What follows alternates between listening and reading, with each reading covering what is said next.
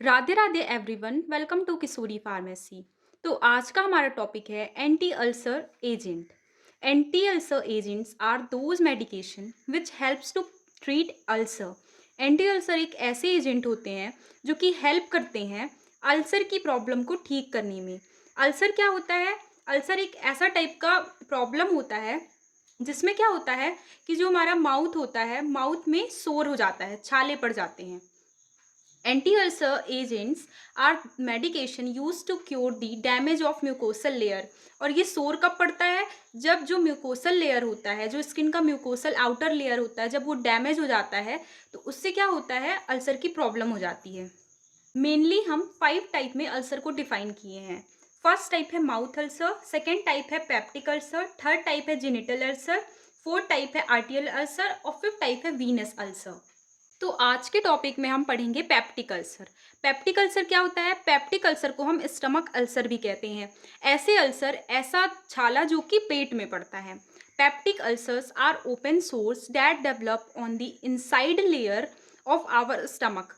Peptic ulcer एक ऐसा type है छाले का जिसमें क्या होता है, जो हमारा स्टमक होता है, पेट होता है, पेट के अंदर में छाले पड़ते हैं, या फिर upper portion of small intestine, या फिर स्मॉल इंटेस्टाइन जो होता है उसके ऊपर वाले पोर्शन में सोर पड़ जाते हैं, छाले पड़ जाते हैं।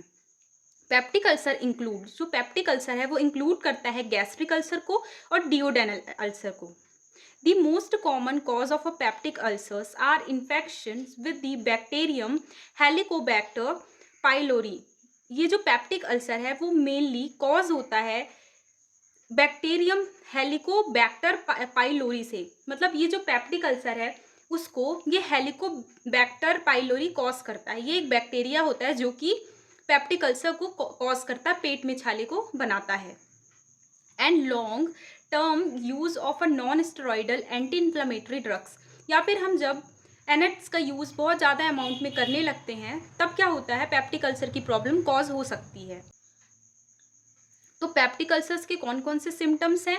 पहला है बर्निंग स्टमक, दूसरा है ब्लोटिंग, तीसरा है हार्ट बर्न, फोर्थ है नोजिया, फिफ्थ है vomiting.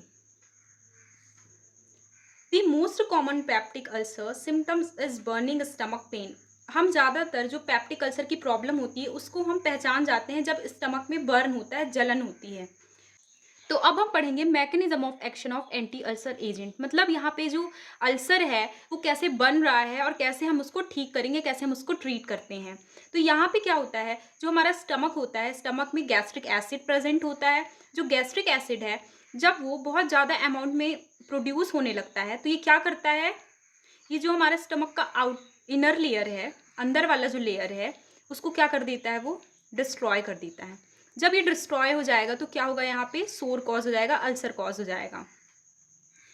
Reducing the production of gastric acid through irreversible binding to the hydrogen potassium ATPs enzyme on the gastric parietal cell. अब यहाँ पे क्या हुआ, यहाँ पे जो अल्सर है वो यहाँ पे कॉज हो गया, पेप्टिक अल्सर यहाँ पे कॉज हो गया।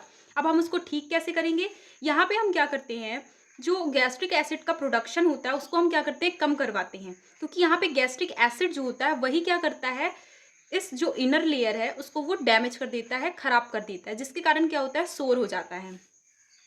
तो अब हम पढ़ेंगे classification of anti ulcer agent. जो एंटी अल्सर एजेंट है इसको मेनली हम 4 क्लासिफिकेशन में डिफाइन किए हैं। पहला क्लासिफिकेशन है रिडक्शन ऑफ गैस्ट्रिक सिक्रीशन। यहाँ पे हम क्या करते हैं, जो गैस्ट्रिक सिक्रीशन होता है उसको हम रिड्यूस कर देते हैं, कम कर देते हैं। दूसरा है न्यूट्रलाइजेशन ऑफ गैस्ट्रिक एसिड। यहाँ पे हम क्या करते हैं, जो गैस्ट्रिक एसिड है उसको न्यूट्रलाइज कर देते हैं। तीसरा क्या है, तीसरा है अल्सर प्रोटेक्टिव्स। यहाँ पे क्या करते हैं हम, जो अल्सर होता है, जो सोर होता है पेट में, उसको हम प्रोटेक्ट करने की हेल्प करते हैं कि अब जाके आगे अल्सर ना बने। फोर्थ है एंटी एच पाइलोरी ड्रग्स। ये एक ऐसे ड्रग्स होते हैं जो कि हेलिकोबैक्टर पाइलोरी जो बैक्टीरिया होता है उसको यहाँ पे क्या करते हैं, उसको रोक देते हैं, उसको बढ़ने नहीं देते हैं, जिससे क्या होता है, जो अल्सर की प्रॉब्लम होती है वो ठीक होने लगती है। तो हम पहले पढ़ेंगे रिडक्शन ऑफ गैस्ट्रिक सिक्रीशन। इसके अंदर पढ़ेंगे हम पहले H2 एंटीहिस्टामिन्स। H2 एंटीहिस्टामिन्स क्या होते हैं? Histamine H2 receptor antagonist, also known as H2 blockers, are used to treat duodenal ulcer and prevent their return H2 antihistamine drug के अंदर आता है सिमेटाडीन। सिमेटाडीन क्या होता है? It is a medication use to treat of duodenal and gastric ulcer. ये जो सिमेटाडीन है ये क्या करता है? ये ट्रीट करता है डिओडेनल और गैस्ट्रिक अल्सर को। सिमेटाडीन इज H2 एंटागोनिस्ट। जो सिमेटाडीन है ये H2 एंटागोनिस्ट होता है। मतलब क्या है यहाँ पे कि ये क्या करता है? हिस्टामिन के जो रिसेप्टर है H2 रिसेप्टर होता है जो, उसको ये ब्लॉक कर देता है। जब यहाँ पे ब्लॉक हो जाएगा तो यहाँ पे अल्सर कॉज नहीं होगा। इसका मैकेनिज्म ऑफ एक्शन क्या है? जो सिमेटाडीन हम जब किसी भी पेशेंट को देते हैं तो क्या करता है? ये ब्लॉक कर देता है H2 रिसेप्टर को। फिर क्या होता है? जो हिस्टामिन का प्रोडक्शन है वो कम होने लगता है। फिर जो कैम्प का फॉर्मेशन है वो भी कम होने लगेगा। और यहाँ पे क्या होगा कि जो गैस्ट्रिक एसिड सिक्रीशन था वो रिड्यूस होने लगेगा। और फिर क्या होगा? जो अल्सर है वो धीरे धीरे ठीक होने लगेगा। रिडक्शन ऑफ गैस्ट्रिक सिक्रीशन का जो दूसरा टाइप है वो है proton pump inhibitor.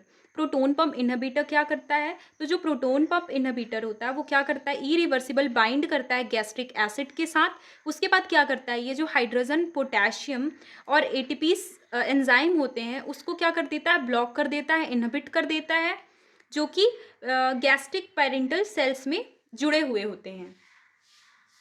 The proton pump is the terminal stage in gastric acid secretion. जो प्रोटोन पंप होता है वो एक टर्मिनल स्टेज होता है गैस्ट्रिक एसिड सिक्रीशन का। इसके अंदर ड्रग्स कौन से आते हैं? तो जो फर्स्ट ड्रग है वो है ओमेप्राजोल। ओमेप्राजोल क्या करता है? ये ठीक करता है अल्सर की प्रॉब्लम्स को, हार्ट बर्न को, पैप्टिक अल्सर को और गैस्ट्रोइंटेस्टाइनल रिफ्लक्स डिसीजेस को। तो अब हम पढ़ेंगे mechanism of action of omeprazole. Omeprazole जब हम पेशेंट को देते हैं तो जो सल्फेनिक एसिड होता है वो कन्वर्ट हो जाता है सल्फेनामिड में। उसके बाद क्या करता है? ये बाइंड करता है गैस्ट्रिक एसिड से। उसके बाद वो इनहिबिट कर देता है हाइड्रोजन पोटेशियम एटीपीस को। फिर गैस्ट्रिक एसिड का जो सिक्रीशन होता है उसको वो कम कर देता है। उसके बाद जो थर्ड टाइप है वो है acetyl choline antagonist. Acetyl choline antagonist क्या होता है? यहाँ पे एसिटाइल कोलिन जो होता है उसको यहाँ पे क्या कर देता है? उस रिसेप्टर को यहाँ पे ब्लॉक कर दिया जाता है। तो यहाँ पे मेनली जो कौन सा रिसेप्टर ब्लॉक हो रहा है? M1 रिसेप्टर ब्लॉक हो रहा है। तो इसके अंदर जो ड्रग आता है वो है पिप्राजेपाइन। पिप्राजेपाइन क्या होता है? पिप्राजेपाइन एंड M1 सेलेक्टिव एंटागोनिस्ट है जो कि यूज़ किया जाता है ट्रीट करने के लिए पैप्टिक अल्सर में। अब इसका मैकेनिज्म ऑफ एक्शन क्या होगा? जो पिप्राजीन जब हम किसी भी पेशेंट को देते हैं तो वो ब्लॉक कर देता है M1 रिसेप्टर को। M1 रिसेप्टर क्या है? M1 रिसेप्टर एसिटाइल कोलिन का टाइप है। ये यहाँ पे क्या होगा? M1 रिसेप्टर ब्लॉक हो जाएगा। जब M1 रिसेप्टर ब्लॉक हो जाएगा तो जो कैल्शियम का प्रोडक्शन हो रहा था, सिक्रीशन हो रहा था, वो यहाँ पे कम होने लगेगा। उसके बाद जो गैस्ट्रिक सिक्रीशन है वो इनहिबिट हो जाएगा, कम हो जाएगा। और फिर जो अल्सर है वो धीरे धीरे हील होने लगेगा, ठीक होने लगेगा। फिर जो फोर्थ टाइप आता है वो है prostaglandin analogues. Prostaglandin inhibits production of a gastrin so which helps to treat ulcers by decreasing gastric acid secretion. जो प्रोस्टाग्लैंडिन है वो इनहिबिट कर देता है गैस्ट्रिन के प्रोडक्शन को, और जो कि हेल्प करता है अल्सर को ठीक करने के लिए या फिर गैस्ट्रिक एसिड का जो सिक्रीशन है उसको डिक्रीज करने के लिए। जो प्रोस्टाग्लैंडिन एनालॉग्स है उसके अंदर जो ड्रग आता है वो है मिसोप्रोस्टोल। मिसोप्रोस्टोल क्या है? Misoprostols come under the class of prostaglandin analogues helps to treat ulcer. ये जो मिसोप्रोस्टोल है ये प्रोस्टाग्लैंडिन एनालॉग के क्लास के अंदर आता है जो कि क्या करता है? ट्रीट करता है अल्सर की प्रॉब्लम को। इसका मैकेनिज्म ऑफ एक्शन कैसा है? जब हम मिसोप्रोस्टोल किसी भी पेशेंट को देते हैं तो क्या करता है? वो अटैच करता है रिसेप्टर के साथ। उसके बाद इनहिबिट कर देता है एडिनाइल साइक्लेस को। फिर उसके बाद कैम्प का प्रोडक्शन अपने आप डिक्रीज होने लगेगा। उसके बाद गैस्ट्रिक एसिड का सिक्रीशन डिक्रीज होने लगेगा। तो अब हम सेकेंड क्लासिफिकेशन देखेंगे जो कि है न्यूट्रलाइजेशन ऑफ गैस्ट्रिक एसिड। यहाँ पे क्या होता है? जो गैस्ट्रिक एसिड होता है वो यहाँ पे न्यूट्रलाइज हो जाता है। मतलब ना ही वो HCl के फॉर्म में रहेगा, ना ही वो बेस के फॉर्म में रहेगा, वो न्यूट्रलाइज हो जाएगा। तो यहाँ पे जो ड्रग दिया जाता है न्यूट्रलाइज करने के लिए गैस्ट्रिक एसिड को वो है सोडियम बाइकार्बोनेट ड्रग। जो सोडियम बाइकार्बोनेट ड्रग है ये ईजिली वाटर सॉल्यूबल होता है। ये जैसे ही हम पानी में डालते हैं तो वो घुल जाता है और ये पोटेंट न्यूट्रलाइजर होता है। तो सोडियम बाइकार्बोनेट का मैकेनिज्म ऑफ एक्शन कैसा है? जब हम सोडियम बाइकार्बोनेट किसी भी पेशेंट को देते हैं तो जो स्टमक के अंदर गैस्ट्रिक एसिड प्रेजेंट होता है, वो जो सोडियम बाइकार्बोनेट होता है वो उसको क्या कर देता है, न्यूट्रलाइज कर देता है। जब गैस्ट्रिक एसिड न्यूट्रलाइज हो जाएगा, मतलब यहाँ पे क्या है, जो एचसीएल का प्रोडक्शन था वो कम होने लगेगा। जब एचसीएल का प्रोडक्शन कम होने लगेगा तो जो पेट में जलन हो रही थी, पैप्टिक अल्सर बन रहा था, तो वो सब हील होने लगेगा, खत्म होने लगेगा। तो जो एंटी अल्सर का थर्ड क्लासिफिकेशन आता है वो आता है अल्सर प्रोटेक्टिव्स। अल्सर प्रोटेक्टिव्स क्या होते हैं, ये एक ऐसे एजेंट होते हैं जो कि अल्सर को ठीक करने में हेल्प करते हैं, और जो अल्सर फॉर्म होता है गैस्ट्रिक एसिड इंक्रीज होने के बाद उसको यहाँ पे वो रोक देता है। जो सुक्रल्फेट होता है ये हेल्प करता है अल्सर की प्रॉब्लम को ठीक करने में, जैसे कि माउथ अल्सर हो गया, पेप्टिक अल्सर हो गया, आर्टियल अल्सर, वीनस अल्सर एटसेट्रा। इसका जो मैकेनिज्म ऑफ एक्शन है वो कैसा होगा, तो यहाँ पे सुक्रल्फेट जब हम किसी भी पेशेंट को देते हैं तो वो क्या करता है, वो रिएक्ट करता है जो स्टमक के अंदर एचसीएल प्रेजेंट होता है उसके साथ। उसके बाद क्या करता है, ये क्रॉस लिंकिंग फॉर्म करता है और एक विस्कस पेस्ट लाइक मटेरियल को फॉर्म करता है, बनाता है। उसके बाद क्या करता है, ये एज अ एसिड बफर ये एक्ट करता है और क्या करता है, हील कर देता है अल्सर की प्रॉब्लम को। तो अब जो लास्ट क्लासिफिकेशन है वो है anti H pylori drugs. Anti H pylori drugs क्या होते हैं, एंटी एच पाइलोरी ड्रग्स ऐसे ड्रग्स होते हैं जो कि इनहिबिट करते हैं एच पाइलोरी बैक्टीरिया को।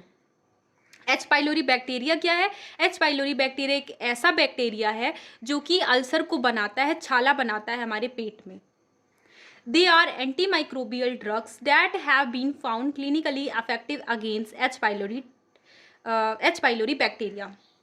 यहाँ पे ये बताया गया है, ये जो एच पाइलोरी ड्रग्स है ये एक एंटी माइक्रोबियल ड्रग है जो कि क्लिनिकली प्रूव किया गया है कि इफेक्टिव है अगेंस्ट एच पाइलोरी बैक्टीरिया की। इसके अंदर जो ड्रग आता है वो आता है एमोक्सिलिन। जब हम किसी भी पेशेंट को एमोक्सिलिन देते हैं तो क्या करता है, जो एच पाइलोरी बैक्टीरिया है उसकी ग्रोथ को रोक देता है, जिससे क्या होगा, जो अल्सर आगे बनने वाला रहता है या फिर जो अल्सर बन चुका है उसको वो ठीक कर देता है। पहला डायग्नोसिस करने का तरीका है वो है एंडोस्कोपी। यहाँ पे क्या करते हैं, हमारे माउथ से एक फ्लैक्सिबल ट्यूब को डाला जाता है जिसमें एक कैमरा लगा रहता है। वो कैमरा क्या करता है, एच पाइलोरी अगर उसको कहीं भी दिखता है तो वो उसको कैप्चर कर लेता है। उसके बाद हम पता कर लेते हैं कि कहाँ पे एच पाइलोरी पाया गया। अगर एच पाइलोरी पाया गया तो उसकी हम ट्रीटमेंट करवाते हैं। फिर दूसरा आता है बैरियम मील। बैरियम मील में क्या होता है, हम बैरियम लिक्विड को जो भी पेशेंट होता है उसको पीने को देते हैं, जिससे क्या होता है, उसके बाद हम एक्सरे करते हैं, उससे हमें पता चल जाता है कि एच पाइलोरी बॉडी के अंदर पाया जा रहा है या फिर नहीं है। तो जो टेस्ट आते हैं एच पाइलोरी के वो हैं breath test, blood test, stool test. Thank you everyone for watching this video. Radhe Radhe.